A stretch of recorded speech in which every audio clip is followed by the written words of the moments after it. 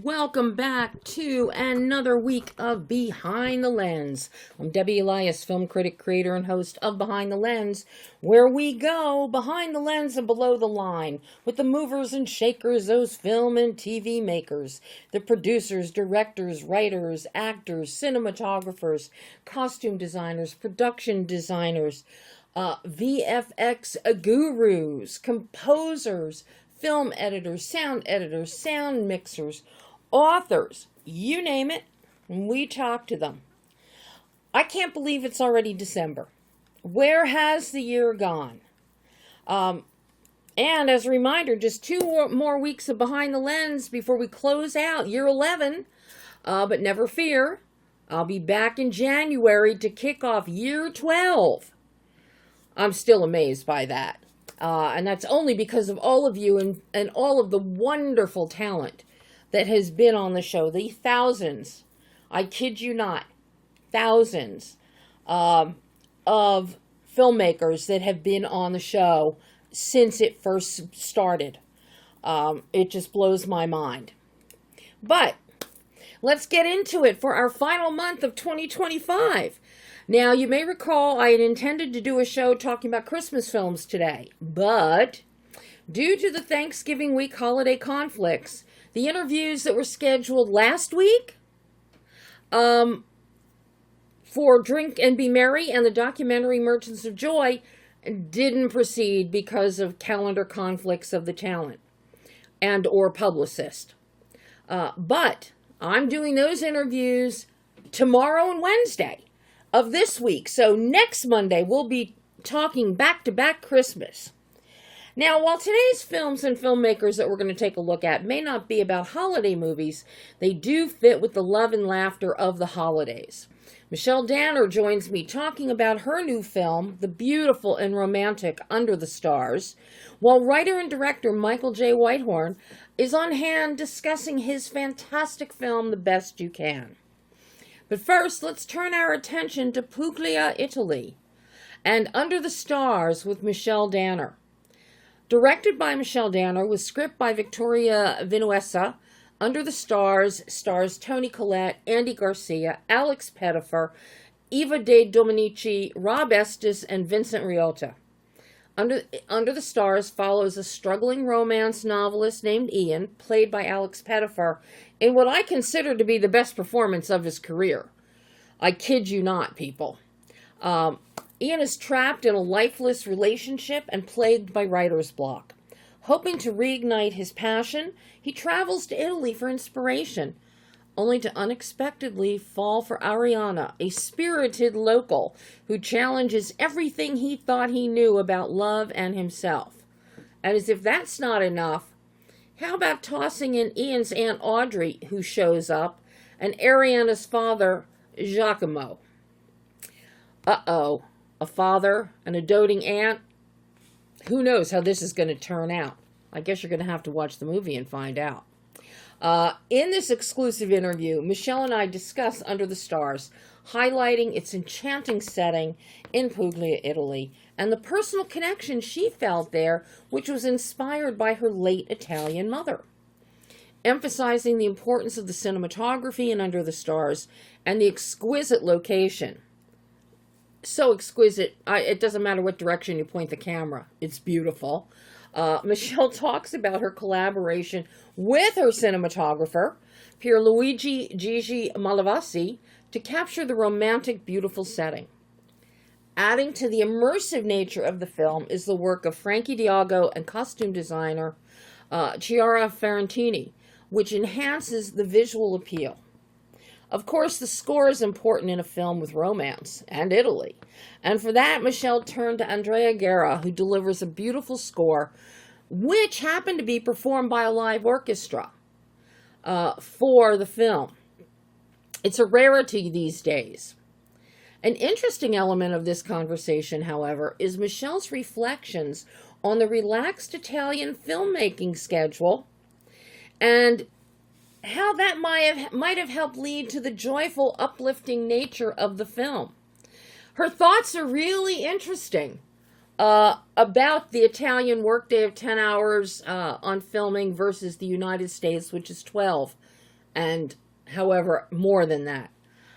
So, take a listen as Michelle Danner talks about the beautiful and romantic Under the Stars.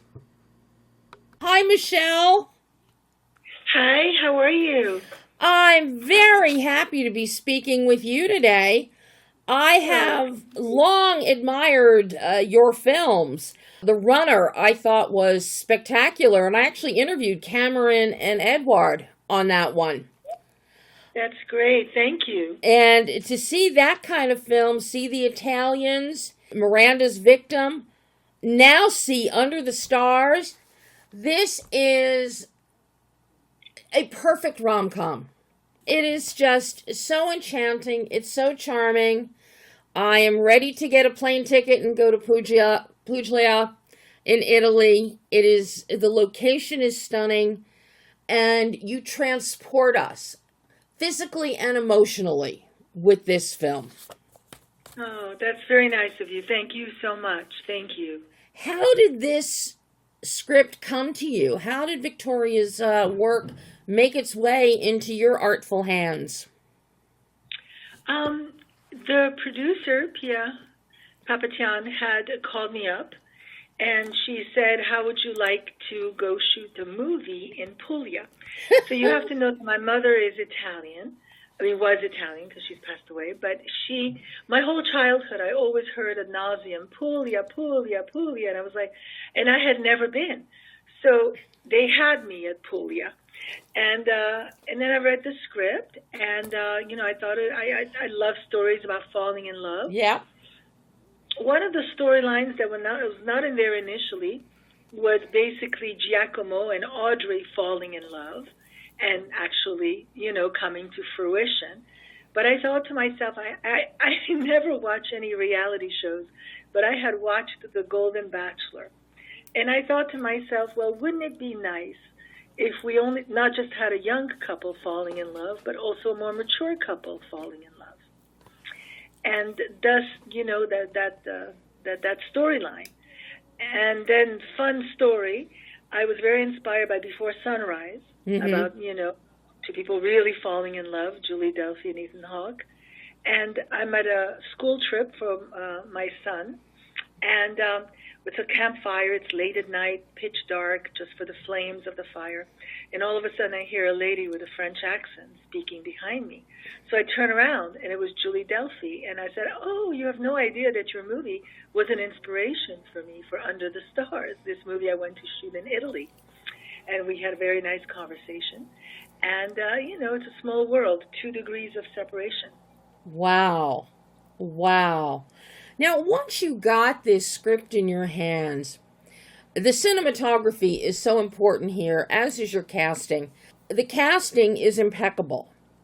I think this is one of the best performances I have ever seen from Alex Pettyfer, in all honesty. Yes. I think this is it is the most mature. It has wonderful range. We see emotion from him on his face. He's not perpetually brooding as he normally is in so many of his films. I love what you brought out of him with this film. And Eva is just fantastic as Ariana. And of course, it's always great to see Vincent Riotta. But the secondary story that you added with Audrey and Giacomo, with Toni Collette and Andy Garcia, oh my God, I fell in love with them falling in love. Yes, it was quite beautiful. Toni was gracious enough to fly in from Australia, and she immediately had a connection with Andy, who I had worked with before on Miranda's Victim. Mm-hmm. And, wonderful cast. Everybody was happy to be there, happy to tell the story. Eva De Dominici was delightful to work with. Alex Pettyfer was a lot of fun. He's very mischievous in real life. He's got a great sense of humor. And, it was just a wonderful experience to be there in Italy. I was there for almost 2 months. I, on the weekends, went from historical city to historical city, from Lecce, and all other cities there, went to the supermarket, bought food, cooked it. It was really lovely to be working on a story about love. Oh my gosh, in 2 months you got to be there. Yes, it was definitely a treat. Now, my mom had passed away, and I think that some of the pull, some of the, the me wanting to go do it was somehow I thought maybe if I'd be in Italy, she was born in Milano, I would, feel closer to her. And the truth of the matter is I conjured her up quite a lot being in Italy. Oh my God, that is so wonderful. This film is always going to hold a special place in your heart because of that, I am sure. Absolutely. I always remember being there and shooting it. Now, one of the key factors here is you had to find a location. Your location, that is beautiful. How challenging was it for you to find the perfect place? Well, there was a team there, including my director of photography, Pierlucio Malavasi, who I worked with before on The Runner and on Miranda's Victim. Yep. He was there already with my first AD, Marco, who was incredible, and they both went with Giangi, the executive producer, to look at macerias. I wasn't even so aware before about these macerias, which are these farms in Italy, in the south of Italy. And they found the perfect one. I mean, the people were very nice. The food was great.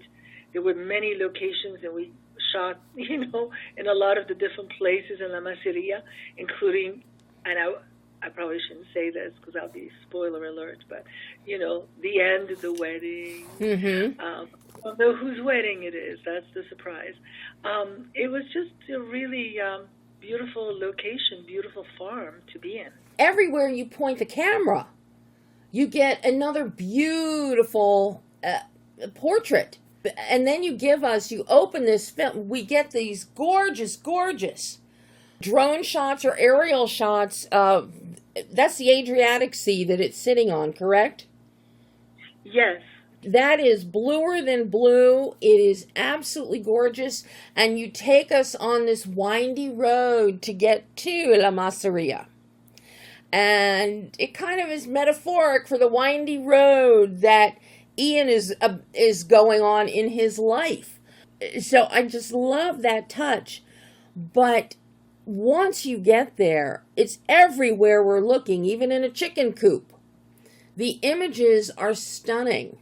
And because you're using so many different areas to really immerse us in this, I'm curious how you and Pierluigi worked with your blocking and your framing for what you were looking for with your visual grammar. Well, it's funny you should say, because the truth of the matter is, wherever we pointed the camera, it was beautiful. It was like we pointed that way, you pointed that way, you pointed that way. We were all going to capture something beautiful. And I was part of the long winding roads. We did it with drones, and, with camera. It was, we talked at length, with my, cinematographer in terms of what, would the shots be, and we created a shot list, and it was just the whole entire thing. I can't even tell you how joyous it was, and I'm very happy that it, people are responding to it. And I just feel these days, I don't know if it's a sign of me getting older, but I'm very much wanting to see content that feels light and joyful and uplifting. No, I agree with you, Michelle. I agree with you. Everybody has shied away from these lighter films, and that's something that you and Perlucci do, is you keep your visual tonal bandwidth light and bright. So you really embrace that beautiful sunlight that you get in southern Italy, and the way the sandstone color goes into the dirt and then it's offset by the greens of the fruit trees and the olive trees. Just stunning. But it makes you happy looking at it. And then you have a few shots, some night shots, that are a beautiful counter and just wrap you in a blanket of love. You've got that one shot in there at the hour 3-minute mark where Audrey and Giacomo are sitting and having dinner in the kitchen. Exterior shot. It's a little wider than just a basic 2-shot. We see them through the window toasting, and that little white kitty walks by underneath the window. That is just like a money shot. It is perfection.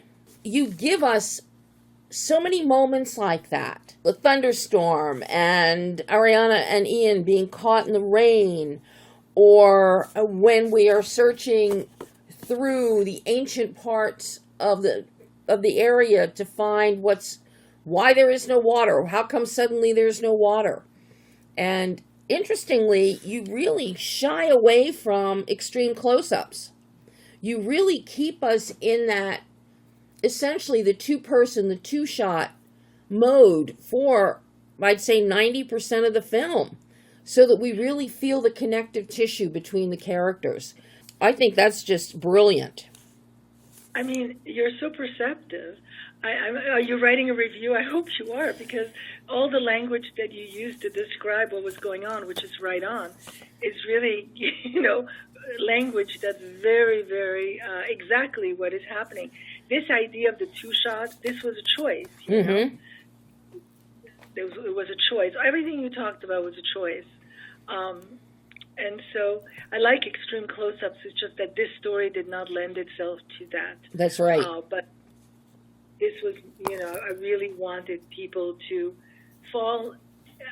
be with these couples as they fall in love, and to also just say that, you can fall in love at any stage in your life if you are open and leave yourself, vulnerable for it to happen. And I'm with you. I love ECUs, but there is a time and place for them, and this would not have been the time for them. So I love the choice that you made there. I love it. You've got some beautiful montages happening in here. And I do love me a good montage that is as sweet as the one that we see in the 3rd act of the film between Ian and Ariana. And even a little bit of Audrey and Giacomo gets slipped in there too. It's so beautifully cut. Federico Conforti, who did your editing, he did a beautiful job. But then the score really complements and fills us with emotion in that particular montage and in other areas as well. Your music is linked so beautifully as an undercurrent to this film. So I'm curious what you were looking for musically from Andrea Guerra. Well, I was lucky enough to meet Andrea Guerra, who's such a genius in composing. And he did an incredible job, I think, composing this movie. We talked a lot, and we had a lot of conversations about, what the music should, the feel of it, the themes for the characters, the love, the different storylines. And, I think for me, one of my favorite parts of the movie is the score. I think it's just really beautiful. It really is, and it's not just the score, but the instrumentation of the score. The instrumentation is so key here in terms of the emotion that different instruments evoke. So, yeah, I fell in love with the score. There is no question. He scored it in a row with an orchestra, and it was really just Beautiful. Yeah, thank you. And some of you can hear an accordion, I think it is, within some of this. So it really captures that Italian ethnic flavor of of music. Just really well composed for this story. Very impressive. How challenging was the edit on this one, working with Federico on the editing? Because as you said, everywhere you point the camera, it's beautiful. So how do you start lopping off some of these beautiful images that have been captured? Well, I first started working with my editor that edited Miranda's Victim and The Runner and The Italians, which is Teferi Seifu. So I started to work with him, and we worked on it a couple of months together and came up with a first great cut. And then Federico stepped in, and he, the producer wanted to bring in somebody else, and he looked at all the takes, and he, came up with some things. And I enjoyed very much working with him. I thought he was a wonderful editor, and he contributed quite a lot to what was that first cut. Mm-hmm. And it was, it was really between Andrea Guerra, between Federico, between Pierluigi. There were some wonderful designers on the movie as well. I felt in very good hands. Well, it certainly shows. The proof is in the pudding that you were in very good hands here. And your production design within La Masseria is beautiful. Did you have to do a lot of adjustment with the interiors, with the kitchen, with one or two of the rooms? Because the bulk of the film stays outside. Yes, so Frankie Diago was our production designer.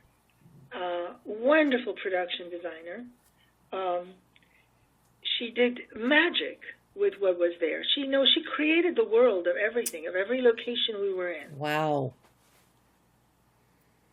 And, our costume designer, Chiara, I'm blanking on her last name. She's Italian. Ferrantini. Yes, fantastic costume designer. She also did an incredible job. I love Andy Garcia's costuming. And the counter to everything, because we have this great rustic, earthy costuming for Andy's character, Giacomo, and of course for Pietro. But then you counter that with what is done for Audrey, which is stunning. Really high, couture-looking outfits. And also the very trendy, skinny suits for Andrew, for Rob Estes' character. So you've got a diverse costuming here, representing these different people and who they are and where they come from. It fits. It works so well, and we never get out of it. Doesn't take us out of the moments.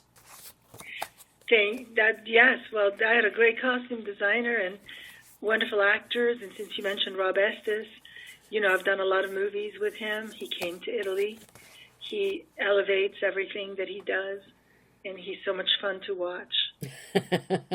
He's a lot of fun to watch here, let me tell you. Was the casting difficult on this one, to find this perfect blend of a cast? No, I think that the first person that I called was Andy, because I have a great relationship with him. And he read the script, and he immediately fell in love with Giacomo, especially because I sent him the script where the storyline had been rewritten. Yeah. So, in this storyline, he falls in love. He gets to fall in love. So he loved it. And Alex Pettyfer is somebody I did a Zoom with. Eva De Dominici. And she had told me that she was trying to take my class for years, but then COVID happened. And then she didn't have a chance to, and she booked the cleaning lady, and I really loved working with her. And since I've actually done another short movie with her, a proof of concept, she's quite wonderful. And Rob Estes is somebody that I always think about because he's so talented. As a matter of fact, I just wrapped principal photography on another movie that I shot in Los Angeles on Saturday night. And Rob is in it. He plays a really fun character. And I have a lot of people from the Italians, David De Luis, that came to do it, Matthew Daddario, and then an English actress, Alice Eve, who's wonderful, and Doug Jones and Josh Bowman. I like to work with, the same actors and also new actors, of course. Billy Zane is in this last one that I did, Lauren Tom. The cast is truly great. I love casting, and I love, visualizing who's the right actor for the part. And a lot of the times I may have a relationship or not, and if I do, I reach out directly to the actor, or I call the agent and I tell them how much I would like their client to play the part. Wow. Well, you certainly lucked out with this one.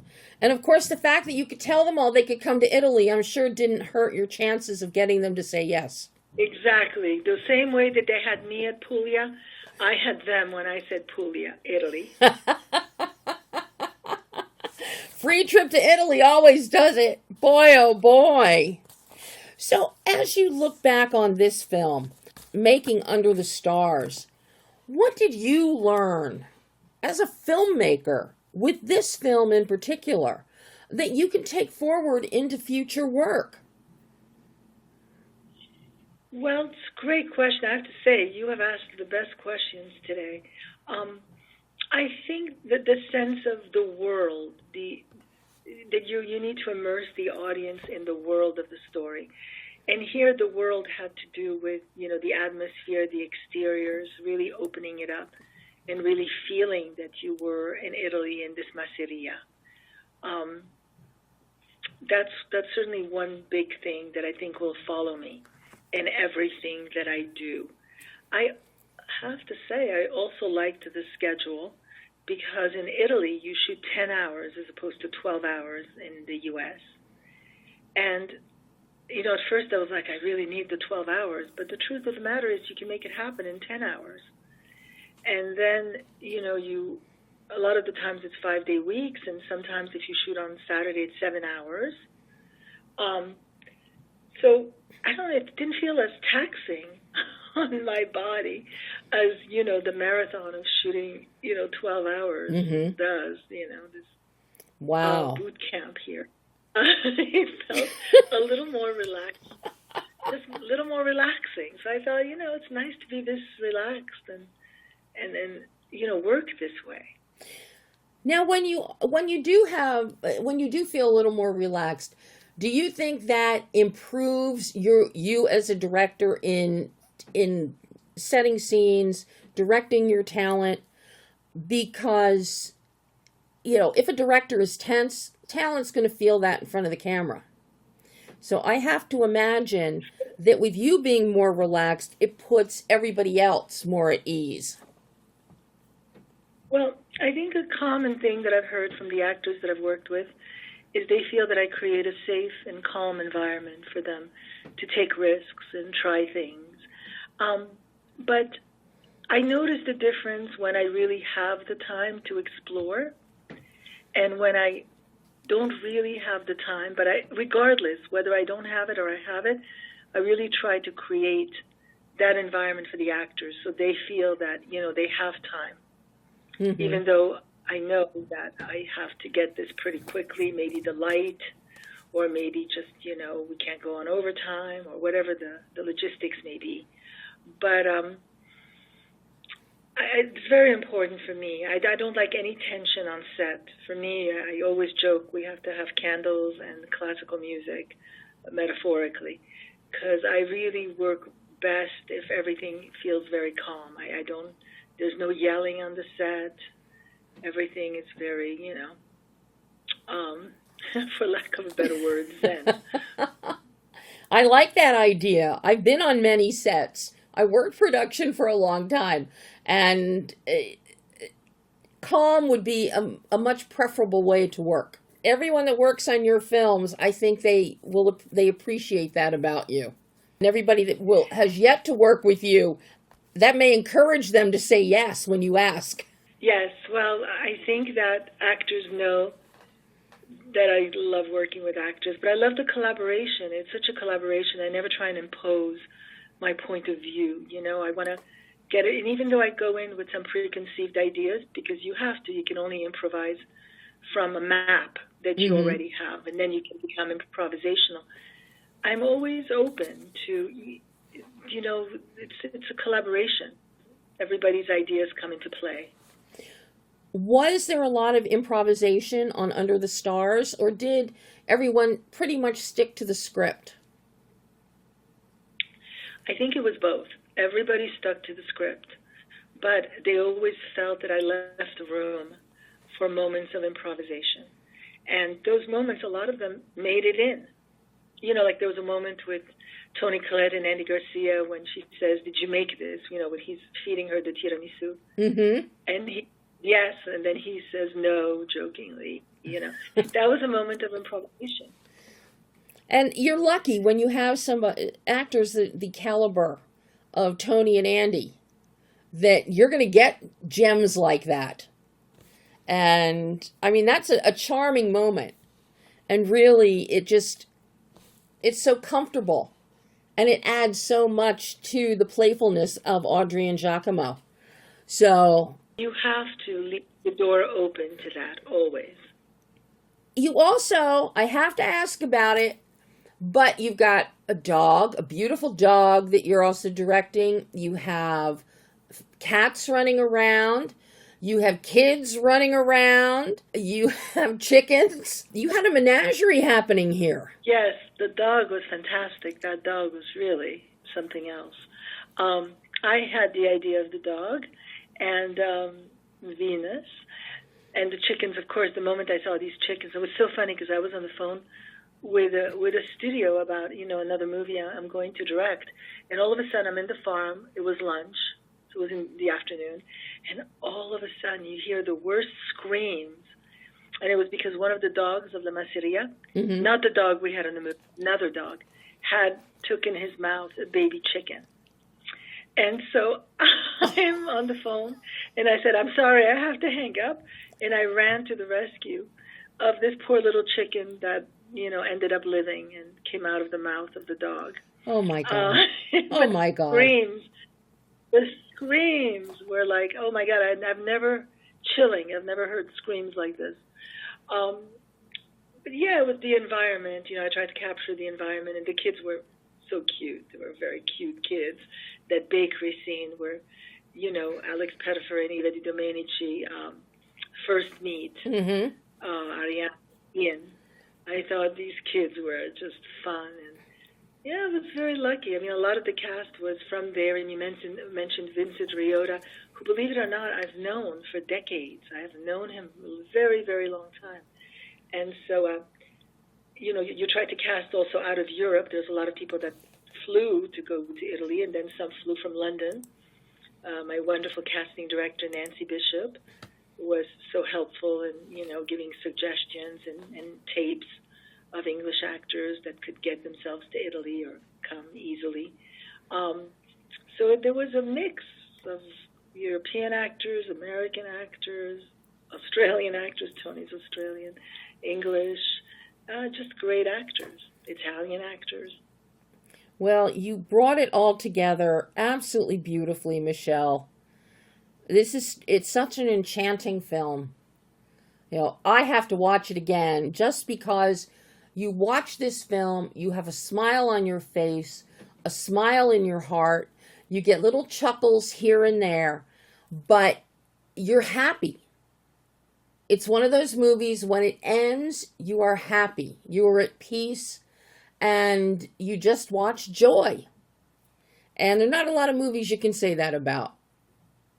Oh, Michelle, this has been so lovely getting to chat with you today about Under the Stars. I can't wait to see your next films coming up, and I hope we get to talk about them. I hope so, too. The next one that I'm in post-production for is Starstruck, so I hope we get to talk about Starstruck. Oh, is that the one, Billy Zane, or is he in another one? No, he's in Starstruck. Okay. I just talked to Billy yesterday. And oh, really? Yes, I did. Just spoke with him yesterday morning. So, and he mentioned upcoming films, but he didn't know, he didn't give away titles or anything because, you never know. But he did say he had some upcoming, and you mentioned him. So I hope we get to talk about Starstruck. Definitely. I hope so. I think you'll like it. It was very, very funny. You know, Under the Stars is romantic. Starstruck is downright hilarious, so it's really funny. I'll take either one. Funny or romantic. Great. Oh, Michelle, thank you so much. Thank you for taking the time to talk with me today about Under the Stars. This really has been a delight. Thank you. Thank you so much for having me, and have a great rest of day and weekend. And that was director Michelle Danner talking about Under the Stars, which is available right now on digital and on demand. So check it out. It's a beautiful movie. It looks gorgeous. The story is fantastic. Who doesn't love romance? Even the most jaded person, such as myself, loves romantic movies. So I heartily recommend it for you. Now, shifting gears, but still going for some more lightness and laughter in life, we turn our attention to writer-director Michael J. Weithorn and The Best You Can.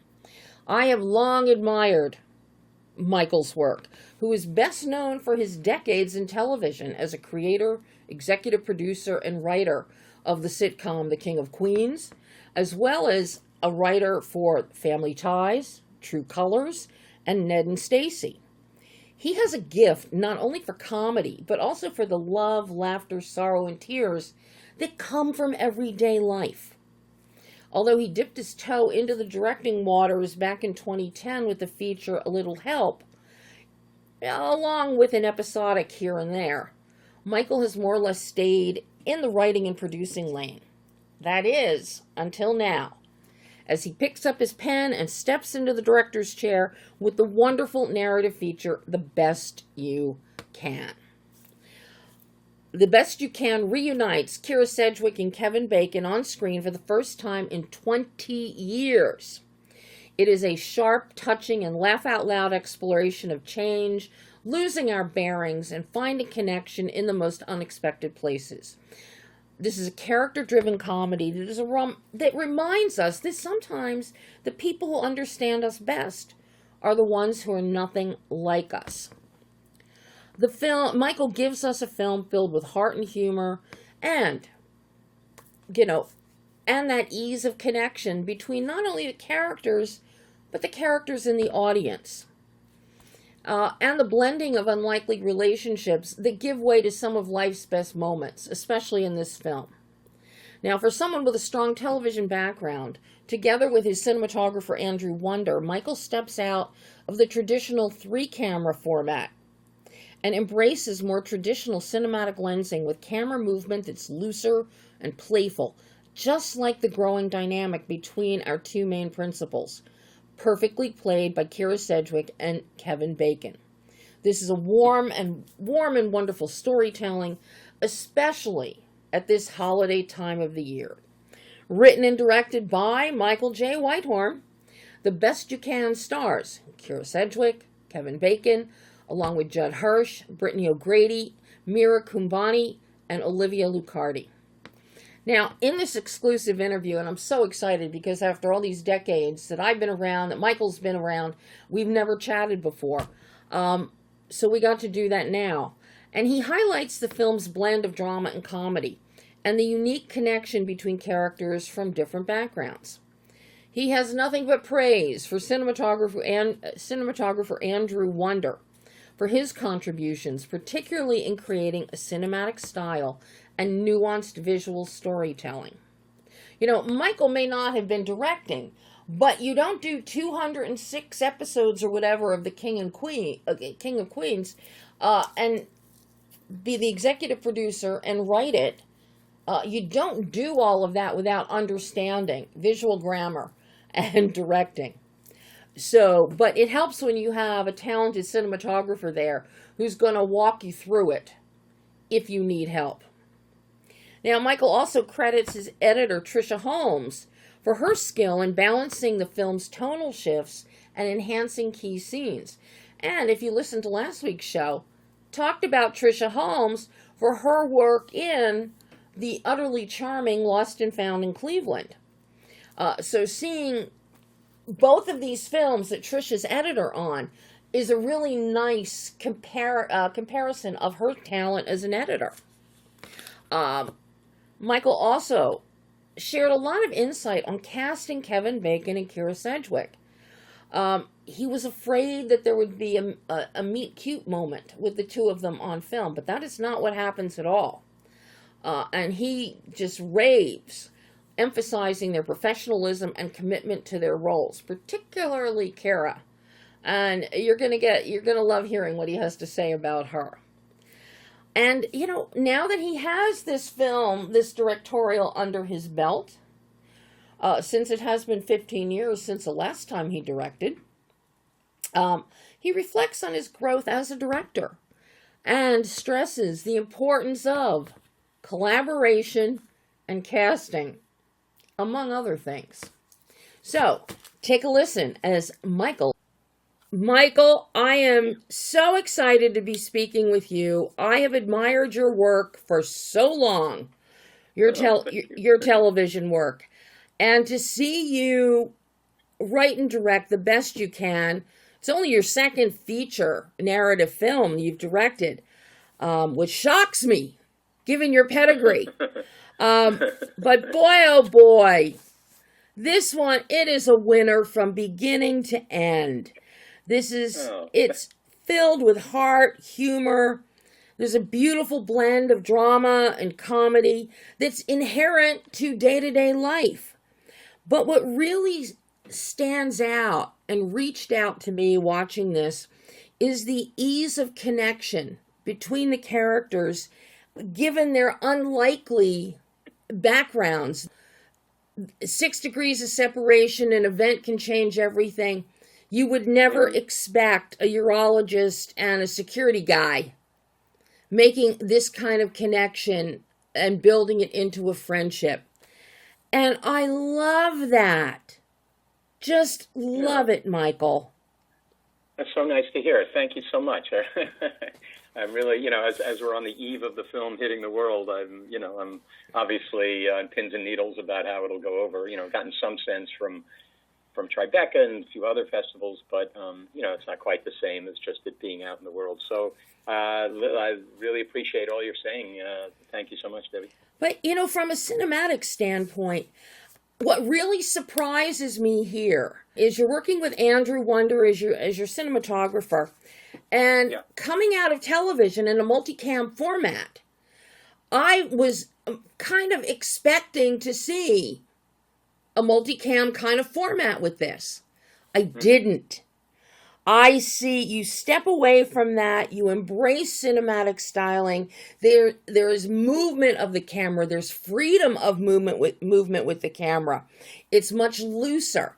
It's more playful, and it basically mirrors the relationship we're seeing develop between Stan and Cynthia. And I fell in love with that visual grammar. Fell in love with it. So, I'm curious about your conversations with Andrew and how the two of you developed the visual grammar for this film. Yeah, that's a great question. Andrew was recommended to me by Victoria Hill, one of our producers who had worked with him on, he had been the DP for Paul Schrader on his previous film, and Victoria was involved with that.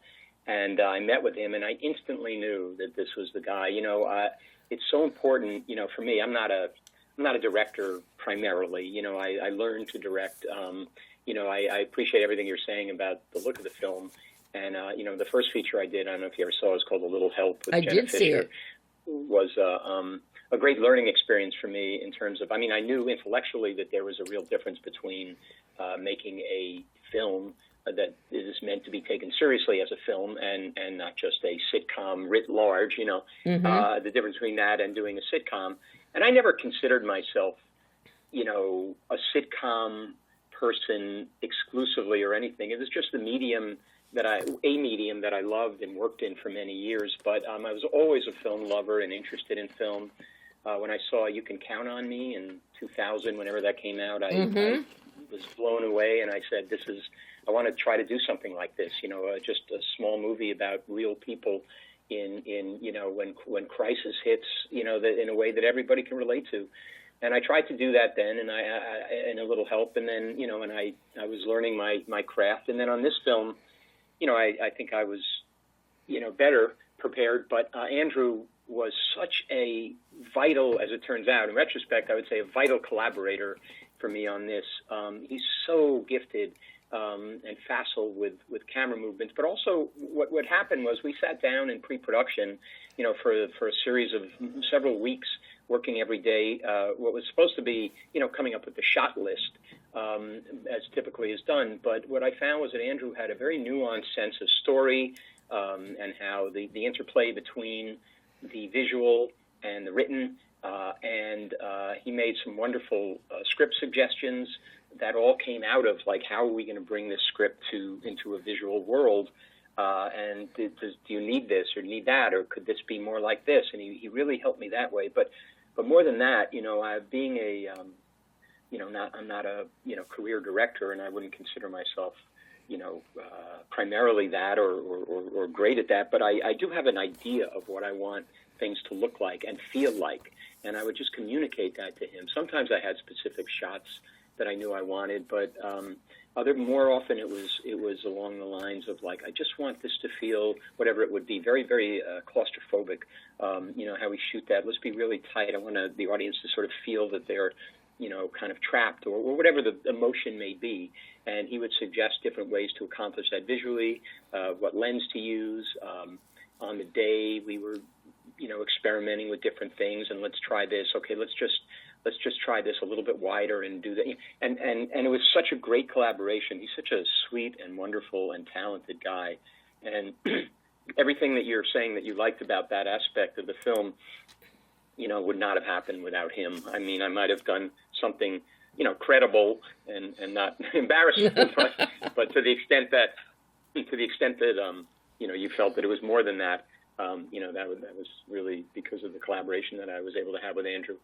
Well, and what's so wonderful, and you mentioned some key elements here, there are moments that we needed to feel claustrophobic, such as in Stan's apartment, which is extremely claustrophobic. And the camera, there's a lot of Dutching happening there because he's really out of kilter. His life is so out of kilter. And Andrew and the camera really take advantage of that. We go to Cleveland and that hotel, and it's like Cynthia and Stan.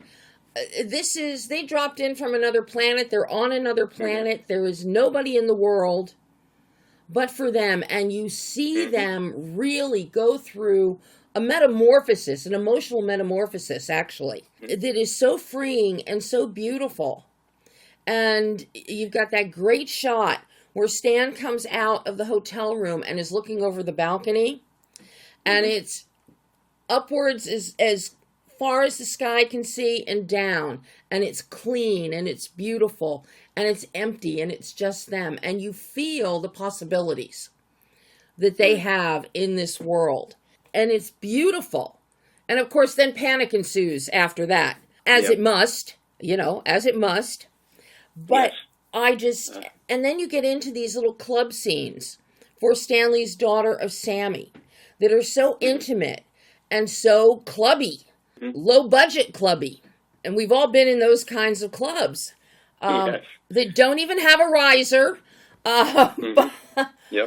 And then the color changes, your color palette changes, it becomes darker, it becomes warmer, it becomes more intimate versus the brighter and lighter tone for the bulk of the rest of the film, which is very open as Cynthia and Stan are opening up.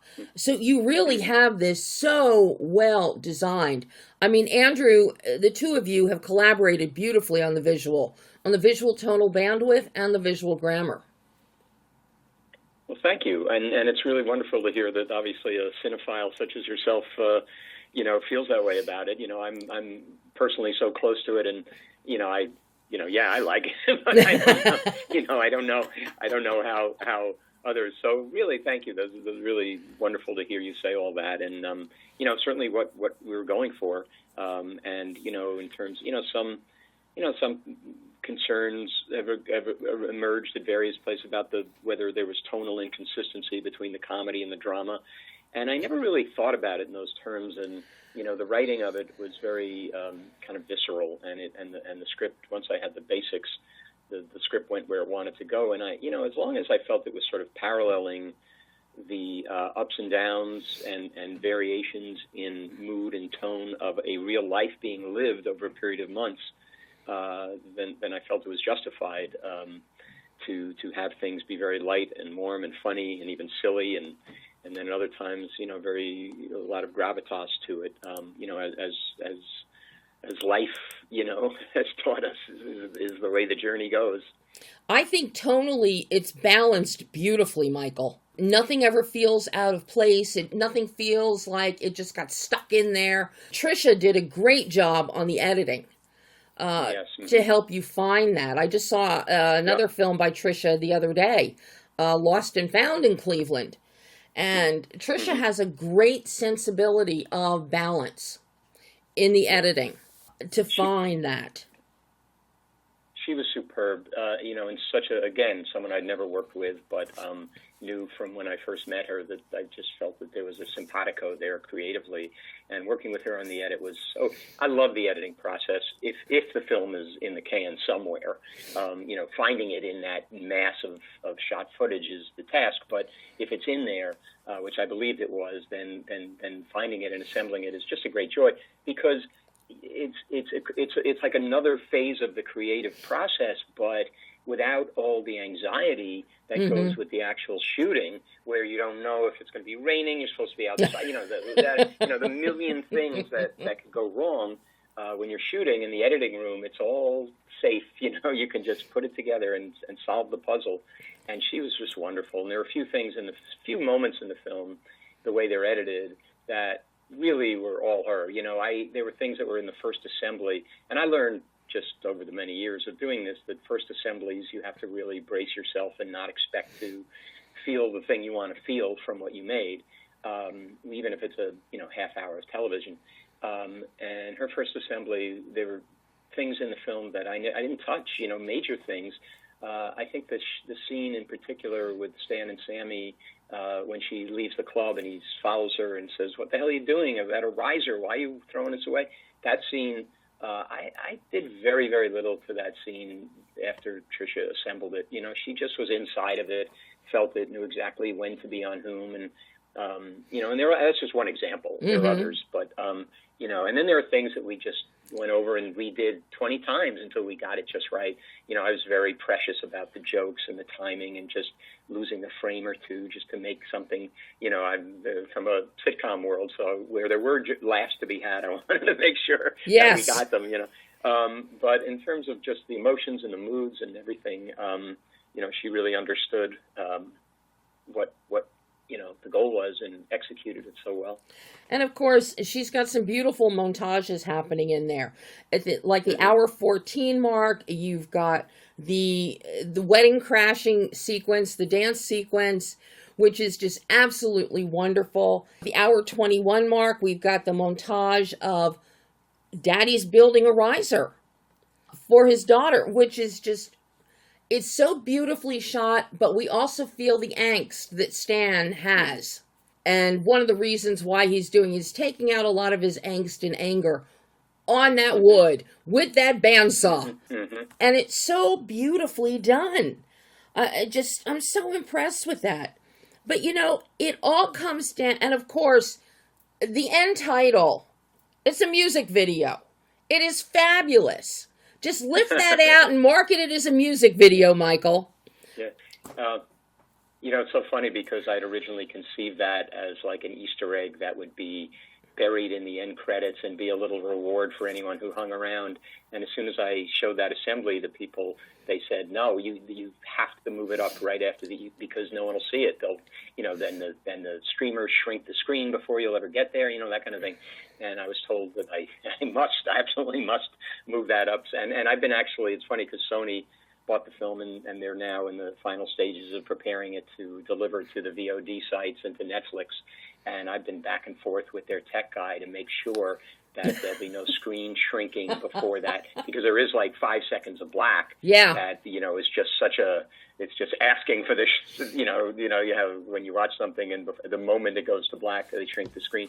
So hopefully that won't happen and people will get to see that. Because it is part of even though the credits are running, once I moved it up, I realized, it's part of the movie. It definitely it's not is. Just an Easter egg. It's like, sending them home with a good feeling kind of thing. The last scene with Stan and Cynthia, I think, ends on a very, melancholy but warm note. But this is like, all right, but now we're going to have some fun, know, and the reward for having hung in there for an hour and a half and watching it. It's a great reward. So I'm glad that you moved it, because you are right. People just, number one, the streamers, they shrink it, and there's nothing worse than trying to find the button on the remote to expand it back out so you can see it. Yeah. Now, I would be remiss not to commend you and bring up your casting of Kevin and Kira. Your whole cast is great. Brittany O'Grady is wonderful. Mira is fantastic. Judd Hirsch, there are no words for Judd. But Kevin and Kira, when I saw that they were in this together, I was initially fearful that it might be kind of a meet cutesy kind of thing. But it's not. They really come across as strangers meeting. There's an ease to them, but it's not this automatic cutesy coupling. And I love that you shied away from that and that they were able to not go there. Was that difficult? Well, I'll tell you, we went to Kevin first, and he responded to the script, obviously. And when I met with him for the first time, he said, well, what about Kira for the other role? And I was resistant. And the reason I was resistant is exactly the thing you cited, that I didn't want this to be, this was my baby. This movie, I wanted it to be a good film and not a hour and 40-minute Kevin and Kira extended Instagram post, And one of the concerns I had specifically was Kira, with her signature blonde curls, did not look to me like a New York City urologist. And so when I met with her the first time, one of the key things that, and not so much that the sun rose and set on this point, but I knew it would tell me a lot about who she was, because I never met her or did work with her. And I said, what about your look? And she said, well, here's what she said. I want to give her credit. I said, how do we make this be two characters in this movie that are meeting and not, how do you distinguish who you are from Kira Sedgwick with Kevin Bacon? She said, by acting, and I with a little bit of edge too. And I said, I love that answer. And then she told me she was very open to darkening her hair, having a wig, which is what we wound up doing. And I realized very quickly into the meeting that this was not a star who was looking to just sort of preen for the camera, and Kevin and Kira would be preening collectively. It wasn't that at all. I was dealing with two very professional, dedicated actors who took their craft very seriously, and I didn't need to do any coaxing at all for them to approach their roles as they would any other role when they weren't acting with their spouse. And in fact, I asked them not to rehearse together, to do all their preparations separately. And I worked with them each individually on going through the script, and I did most of my directing of them before we started shooting. And they absolutely respected that, and I think that created the effect that I'm so happy to hear that came through, that they weren't just kind of winking at the audience going, hey, it's us, but they were just in their roles and in the moment and playing it very, in character. Yeah, there's no winking here. There is no winking, Michael. And we feel a growing connection between them as the story progresses, as their lives progress through the months. And one of the great things that you have, and this is how you should use texting in a film, I got to tell you, the texting sequences with their voiceovers, conversational voiceovers as to what they're texting each other, fantastic. And you start out, you've got the camera in on an individual line here, an individual line here. And then slowly, because of this burgeoning connection they're having and that we're having with them, then we see like half a page of text on the screen, things like that. It is so natural. It is just so refreshing to see it presented this way and to serve as so much exposition for our characters.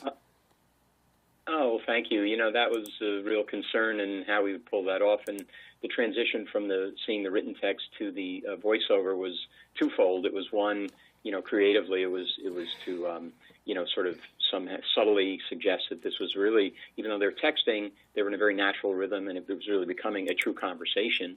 And secondly, just to spare the audience from so much reading, But those two goals kind of work together, and we created the balance that I think, and one thing I just want to quickly say back to your original point or at the beginning of the meeting was that, the class difference, what I found kind of interesting is how in this age of electronic communication, texting in particular, that it gives the opportunity for people to become familiar and even intimate in a way that they never in a million years ever could have without that technology. Stan and Cynthia, there's no universe in which Stan and Cynthia become close like this in the pre-texting era. It just doesn't happen. Yeah. They're not going to have phone calls with each other. The security guard's not going to call them up and chat. So anyway, it was really a way to kind of use that as a plot device to create something that might not have been there a generation ago. Now, I know Ainsley's texting me to end this, wrap this, but I do have to quickly ask you, Michael, this is only your second feature directorial. What did you learn about yourself as a director that you can take forward into the future? I learned how important it is to work with, I can write a good script, and how vital the casting is, and you have to cast the right people who bring a certain essence to a part, to a role. You can then try to work with it or mold it, but they need to fundamentally be there. And if something is miscast, you'll never be able to direct anyone out of being miscast in a part. I learned a lot visually as a director, but I'll always need an Andrew Wonder with me. I'm never going to be Martin Scorsese with a camera or anything like that. But I also learned that, my instincts in this realm are usually pretty good, and to trust them, and yet at the same time be collaborative with others. So finding that balance, I think I'm getting better at that balance between what I see and what others are seeing, and integrating them. Job so well done, Michael. Thank you so much. What a wonderful meeting this has been. I really appreciate it. This is so entertaining, and it's so enjoyable. I'm going to watch it again. And I can't wait for you to direct another film and chat with you some more. Okay. I look forward to that, too. Thank you so much. Thanks, Michael. Bye-bye. Bye. Bye, Debbie. And that was writer-director Michael J. Weithorn discussing The Best You Can, which is now available on multiple digital platforms. So check it out. Number one, it's really cool to see Kevin Bacon and Kyra Sedgwick on screen together, and it has been a couple of decades. But the film is so wonderful. Judd Hirsch is fantastic, as you would expect him to be. And he plays Kyra Sedgwick's husband in the film. And and Michael really works into the script the age disparity between the husband and wife. But it's really, on every level, it's just so wonderful. But that is all the time we have today. So go check out both of these films, The Best You Can, Under the Stars. You can sit at home and watch them.